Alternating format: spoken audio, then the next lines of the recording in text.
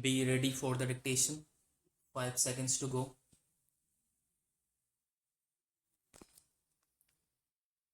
I am very happy to be with you at this conference of irrigation and water resources ministers.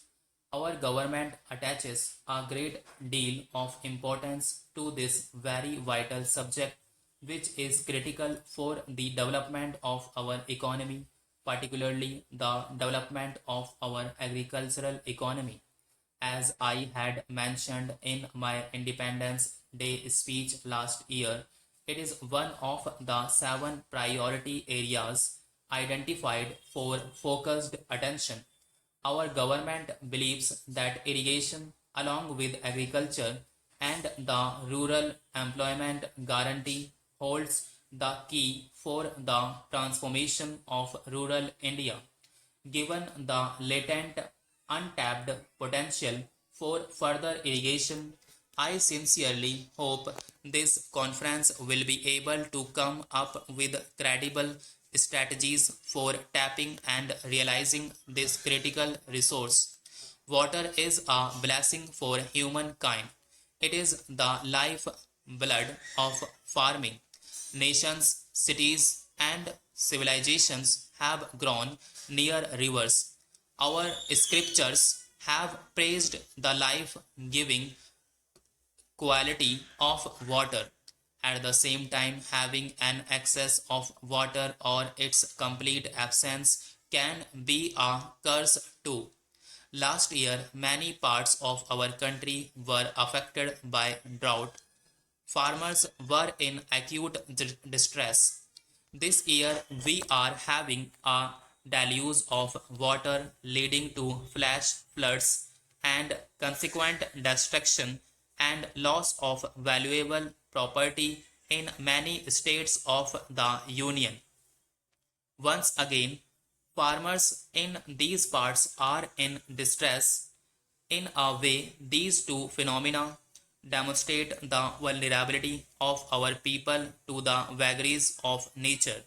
They also demonstrate the importance that irrigation can play in mitigating the risk arising out of fluctuating rainfall, both when it is in shortage and when it is in excess. Irrigation can ensure that people's suffering from water related disasters is minimized and that they enjoy the benefit of nature's bounty. This is therefore a sector which was given great importance in the earlier 5-year plans. In the first plan, the public investment in irrigation was as high as 23% of the total outlay. Over a period of time, this has fallen now to less than 5%. While a part of this decline is because of the rise of other sectors, we cannot deny that irrigation has suffered a certain degree of neglect and lowering of priority in the last decade in particular. States are committing far less funds to this core sector than before. One hears stories of large irrigation department bureaucracies created sitting idle without adequate work and budgetary allocations. This decline has been happening at a time when we still have untapped irrigation potential both above and below the surface. I remember reading recently about how poorly India compares with other developing countries, not to mention the developed countries in terms of the per capita water storage capacity created, the proportion of total rainfall that can be stored in reservoirs, and the proportion of water that goes off as runoff.